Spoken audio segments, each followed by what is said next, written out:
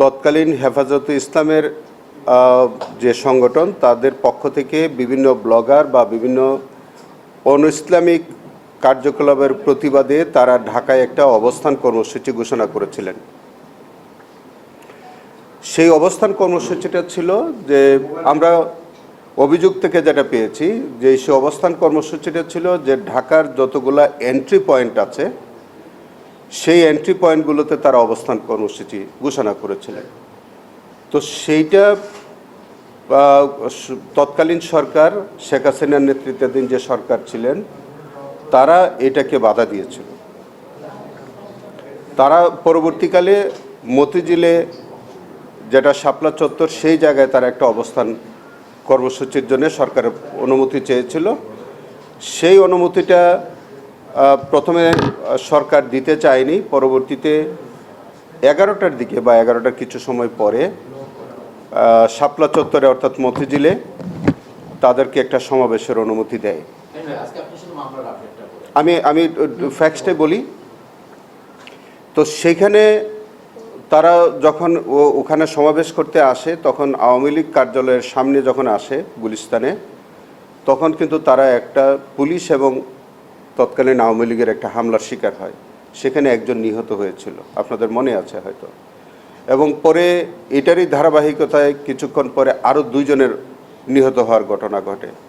যাই হোক, এগুলো উপেক্ষা করেই তারা সন্ধ্যার দিকে শাপলা চত্বরে তারা অবস্থান নেয় এবং তারা তাদের কর্মসূচি অব্যাহত রাখেন।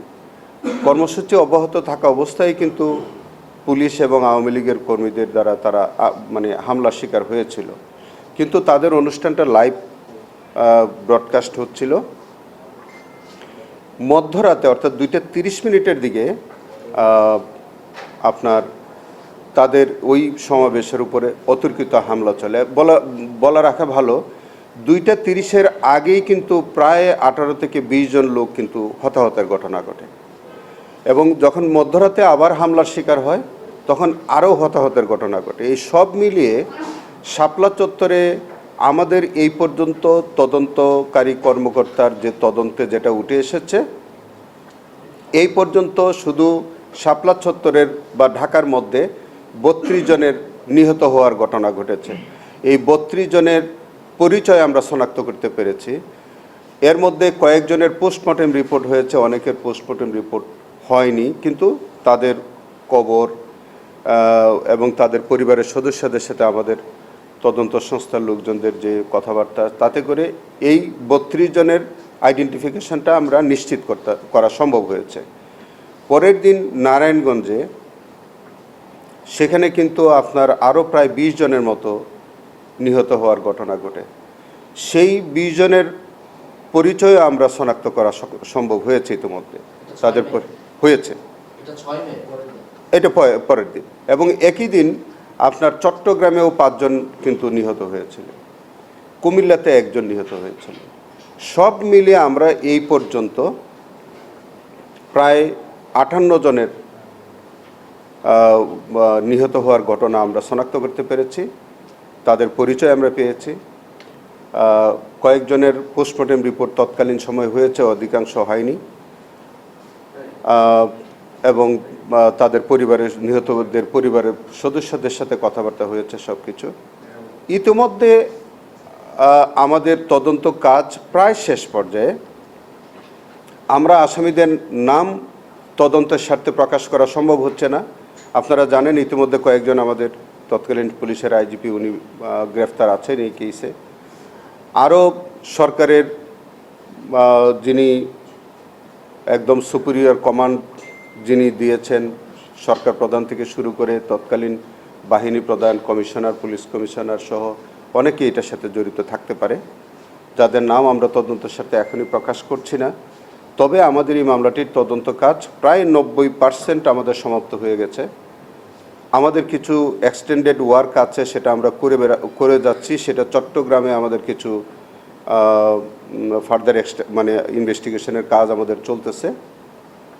আমরা প্রত্যাশা করছি যে এই মামলার ধার্য তারিখ আছে 7/6/2026 তারিখে। 7/6/2026 তারিখের মধ্যেই আমরা যে কোনো সময় আশা করছি ইনশাল্লাহ আমরা এই তদন্তটা সম্পূর্ণ কনক্লুড করে আমরা বা রিপোর্ট সাবমিট করা সম্ভব হবে এবং রিপোর্ট সাবমিট সাপেক্ষে ফর্মাল চার্জ দাখিল এবং পরবর্তীতে বিচারের প্রক্রিয়া শুরু হবে বলে আশা করছি।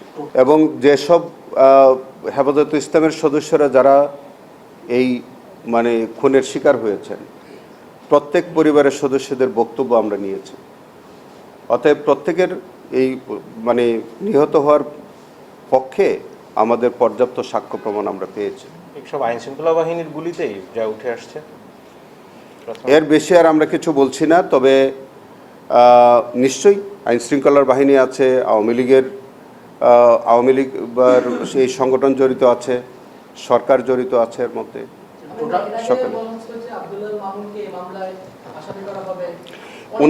ওনার ব্যাপারটা আমরা ইনভেস্টিগেশন চলছে। আমাদের একটা বক্তব্য আমরা একটা ইনভেস্টিগেশনের মধ্যে আমরা পাচ্ছি যে তিনি দেশের বাইরে ছিলেন। যদি তিনি দেশের বাইরে থেকে সেটাও আমরা পর্যালোচনা করে দেখছি। সুপিরিয়র কমান্ড রেসপন্সিবিলিটি যদি হয় সেখানে কিন্তু যে কোনো জায়গা থেকে তার ওই লায়াবিলিটিসটা থাকে। তো সব কিছু মিলে আমরা দেখি ওনার যদি সম্পৃক্ততা থাকে আনবো, যদি সম্পৃক্ততা না থাকে আনা যাবে না। দেখি সেটা আমরা আন্ডার ইনভেস্টিগেশন আছে, তদন্তাধীন যেহেতু বিষয়টা আছে আমরা আরো বেশি কিছু। একটা বিষয় ছিল যে এই ঘটনা এত বড় একটা ঘটনা ঘটার পরে হেফাজতের যে নেতাদেরকে আমরা দেখেছি তারা আবার শেখ হাসিনার সাথে বৈঠক করেছেন এবং এই যে কওমি মাদ্রাসার যে সনদের স্বীকৃতি সেটি দিয়েছে। পাশাপাশি এই হেফাজতই কিন্তু আবার শেখ হাসিনাকে কওমি জননী উপাধি দিয়েছিল। এর ভেতরে একটা বড় নেগোসিয়েশনও চলেছে। সেই বিষয়গুলো কি আপনাদের এই তদন্তে আসবে বা বিষয়গুলো কি কোনোভাবে এখানে ইনকর্পোরেট হবে? আমার মনে হয় যে আমাদের তাদের সাংগঠনিক কার্যক্রম একরকম আর আমাদের বিচারের ইনভেস্টিগেশনের পরিধিটা আলাদা। তারা সাংগঠনিক কার্যক্রমের মধ্য দিয়ে অথবা রাজনৈতিক কর্মকাণ্ডের মধ্য দিয়ে তাদের যে বিষয় মানে হত্যাকাণ্ডের পরে যে ঘটনাটা সেটা সঙ্গত কারণে আমাদের ইনভেস্টিগেশনে আসবে না, আসা উচিত না। এটা তাদের পরবর্তী রাজনৈতিক কার্যক্রম, সেখানে আমার মনে হয় না যে আমাদের ইনভেস্টিগেশন এইসব বিষয় আসবে।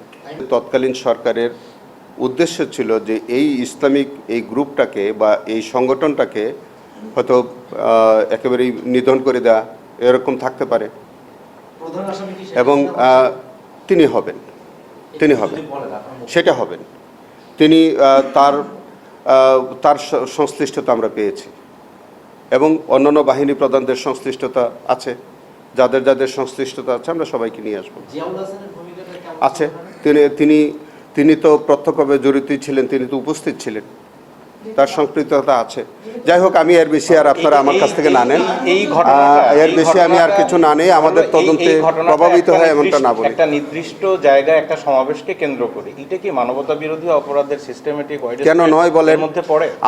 আমাদের আইনটাই বলছে যে যদি কোনো ইসলামিক গ্রুপ বা কোনো টার্গেটেড কিলিং হয় এবং এটা যদি সিস্টেমেটিক হয়, এটা যদি ওয়াইড স্প্রেড হয়, অবশ্যই এই আইনের আওতায় আসবে। আমি তো দেখি যে সবগুলোর উপাদানই এর মধ্যে আছে। পরিকল্পনা তো সব ওয়াইড স্প্রেড অ্যাটাক বা সিস্টেমেটিক অ্যাটাক বা টার্গেটেড কিলিংয়ের মধ্যে তো পরিকল্পনা অটোমেটিক্যালিই থাকে। আপনার পরিকল্পনা ছাড়া কি টার্গেট কিলিং হবে? পরিকল্পনা ছাড়া কি সিস্টেমেটিক ওয়েতে টার্গেট কিলিং হয়? আপনি ধরেন, যদি সহজ করে বলি যে একটা গুমের ঘটনা, একটা ক্রসফায়ারের ঘটনা যখন সিস্টেমেটিক ওয়েতে হয় তখন তো একটা পরিকল্পনা থাকে, কোনো একটা মহলের পরিকল্পনা থাকে যে এই প্রক্রিয়ায় আপনি কাউকে তুলে নিয়ে যাবেন, এই প্রক্রিয়ায় কাউকে ক্রসফায়ার দিবেন। এটা তো একটা মাস্টার পরিকল্পনা থাকে। তারই ধারাবাহিকতায় একদম ফিল্ড লেভেলে গিয়ে সকল পারপেট্রেটররা একই উদ্দেশ্যে একই কাজটা করে। সেখানেও তাই ছিল, কারণ হেফাজতে ইসলামের যে প্রোগ্রামটা তারা আগের থেকে তো প্রতিবাদ করে জানিয়ে আসতেছিলেন এবং সেটা তারা ঢাকায় এসে অবস্থান নেবেন এবং সেখানে এই অবস্থান নিলে পরে তাদেরকে যেভাবেই হোক সেখানে রেস্ট্রেইন করতে হবে, তাদেরকে মোকাবেলা করতে ব্যর্থ হলে খুন করতে হবে। তো সেটা তো সবটাই সিস্টেমেটিক এবং ওয়াইড স্প্রেড অ্যাটাক এবং টার্গেটেড কিলিং। সো আমি এটা আমাদের অ্যাবসলিউটলি আমাদের আইনের আওতায় এবং সেই কারণে আমরা তদন্ত করে দেখছি।